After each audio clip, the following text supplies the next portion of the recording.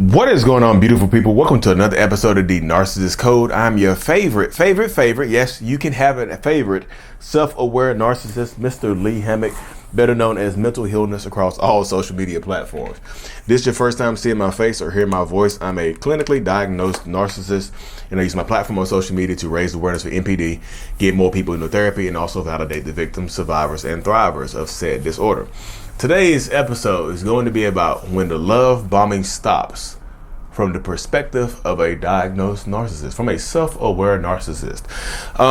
You hear about the love bombing process, the devaluation, the discard, and things of that nature from the perspective of a lot of people, survivors, victims, and whatnot of toxic people. But for the narcissist perspective, you don't get this a lot. So I'm going to go into my mind and walk y'all through when the love bombing stops. So, during the love bombing idealization stage, most narcissists, like myself, a lot of narcissists, think that we are absolutely in love with the person. You know what I mean? You know, we think that we are in love with the person. We think we have found the person that we're going to be with for the rest of our lives. We just do. We think we have found the counterpoint of our souls, like our soul mates. Like we become obsessed with you. We want to give you everything that you want and need. Like, I feel good about myself. I'm happy. I'm enthralled with you. I want you to feel the same way about me. So sometimes I will absolutely mirror you. I will become you. I will do whatever it takes to get you to feel the same way about me that I feel about you. And I have intent, you know what I mean? I have the intent on being with you for a long time. I want to be with you. I need to be with you. I crave to be with you in these circumstances and things like this. So I get you. Like, when you acknowledge that you feel the same way about me, I'm ecstatic. Like, that narcissistic person in your life is ecstatic. If they tell you that they love you in 2 weeks and you say it back to them, they are ecstatic. You know what I mean? It is just like, it empowers them to keep going harder. You know what I mean? It empowers them to keep going forward. It's just like, okay, I'm gonna go harder. I'm gonna go, like, yes, I found someone who feels the same way about me. Like, you are perfect for me. Like, we create this perfect image of you in our minds. Like, the perfect image of you in our minds has been created, and we create that. We hold on to that. We acknowledge it, and we love it. Like, I love the way I feel about you. Like, I really, really do. I truly love the way I feel about you. Like, nothing can take that away. Like, honestly, you know what I mean?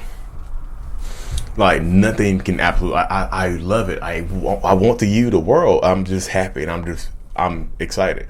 And then one day, here's the part where it gets rough. One day, 1 second, 1 instant, it goes away. It doesn't go away for no reason. There's almost always a catalyst that makes it go away. And typically, it's nothing you do, y'all. I know people want to say, well, Lee, how can we stop this from happening? Because we love the love bombing phase too. We love that feeling during the love bombing phase. We just want to get back to that phase and extend it out for as long as we possibly can. So how can we extend that? You know, you can extend it somehow. I don't know, but it's almost inevitable when you're dealing with a narcissistic person that this happens. This moment happens. This flashpoint moment happens. It could be in 1 month. It could be in 6 months. It could be in a year. It could be in 2 years. There's no time limit on when it stops, y'all. But one day, something happens in that narcissist mind, that narcissistic person's mind, and it's like the light switch goes out. Like the candle that was burning so bright that love you and care about you goes out. This perfect image that we created of you in our heads. You didn't create this image. We created this image of you in our heads that you were perfect for us. That perfect image gets shattered. For some people, it could be finding out something about your past. You could say something about your past that they didn't know, and it shatters the image that they had of you. 2 years down the road in your relationship, you tell them to use to date one of their friends that they knew. They might not even talk to their friend anymore. You tell them you used to date one of their friends. Image shattered. They don't look at you the same anymore. They feel like you lied to them. You're like, you lied to me, even though you didn't know that they were even friends or they had any kind of contact with each other. You didn't know that they knew each other from Adam and Abe or whatever.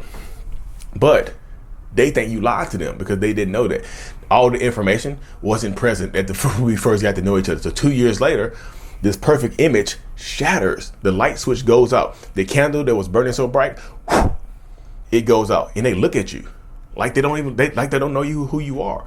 That's how I feel. I've had this moment with almost every single person in almost every relationship, y'all.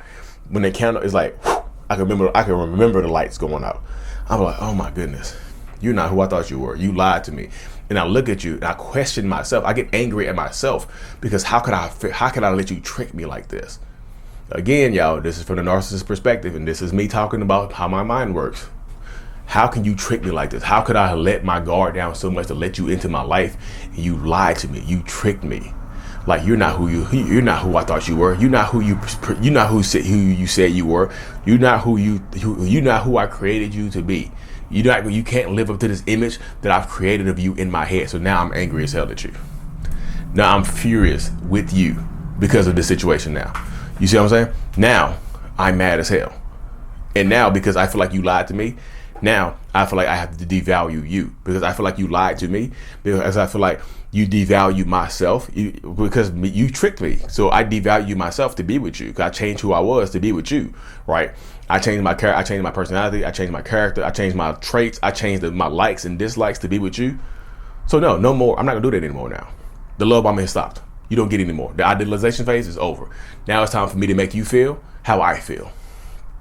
Now it's time to make it's time to make you feel. It's time to make you feel how I feel. I feel a certain type of way now. You know what I mean? I'm angry. I'm just now I'm upset. Now I have to make you feel how I feel. I feel betrayed, so I need to make you feel. I need to betray you now.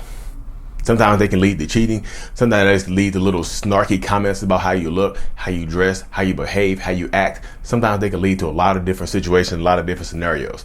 You see what I'm saying? Sometimes it leads to a lot. Yeah, it's just a lot. You know what I mean? And a narcissist, like when the love bombing goes out, when the image shatters out, the image can never be the same again. Break a mirror. If you break a mirror, can you put that mirror back together the same way it used to look? No, you can't. That mirror, once it's shattered, once it's broken, will never look the same again. It just won't.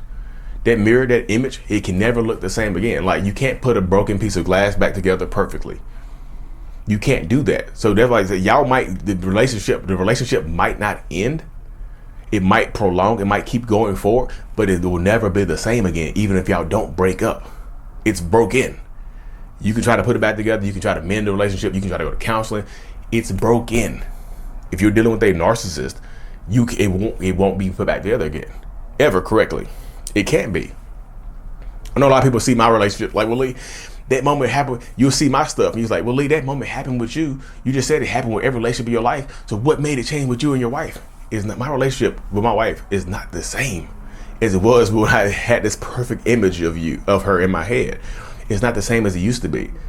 Yeah, I went through this whole stage. I feel like she lied to me. I devalue her. I did all the narcissistic stuff. You know what I mean?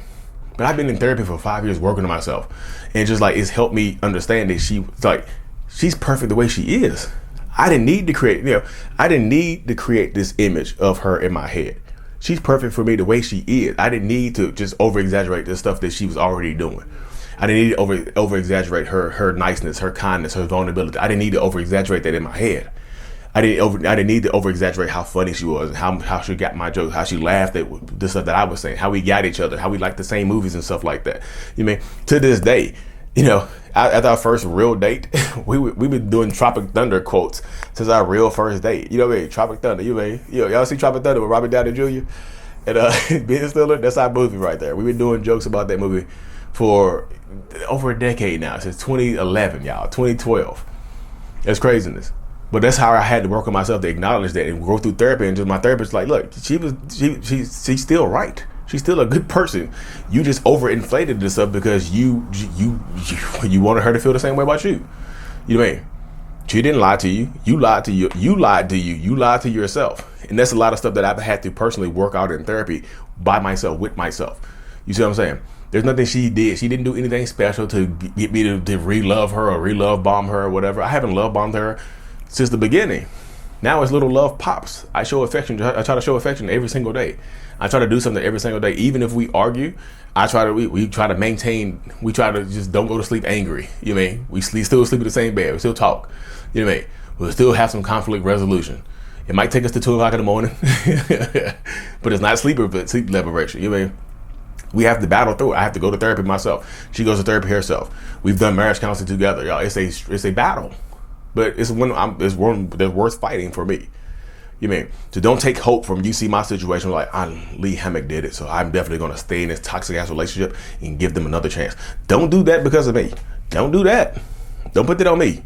Cause I see a lot of people that say that, and you get in they've in my inbox saying that type of stuff. Y'all don't get hope from me that your person can change in their behaviors or whatever. They have to have it for themselves. You know what I mean? They have to have it for themselves. I know you wanted to love bomb me back. I know you wanted to keep the family together. Whatever the dynamic is, I know you wanted to make it work. I know you wanted the family to be together and things of that nature. But sometimes it's best to let go and let grow. You have to empower yourself. You have to stay safe. You have to protect yourself.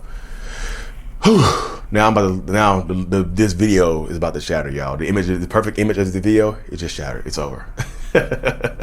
Anyways, y'all, I cut this thing short. Thank y'all for tuning in, y'all. Y'all see I had the self-love brand on. The I love me, the self-love brand is still here. This is the I'm brave version of it right here. I'm strong, I'm brave, I'm free, I'm good, I'm resilient, I'm worthy. There's a lot, y'all. There's a lot available. The link is in the description of every single video and podcast I do, or you can go to mentalhealness.net and you can find it from there. Anyways, y'all, thank y'all so much for the support. I truly appreciate every single one of y'all. Thankful for every single one of y'all. I'm expanding the podcast next week. Like and subscribe for more. Mental Healness is out. Peace.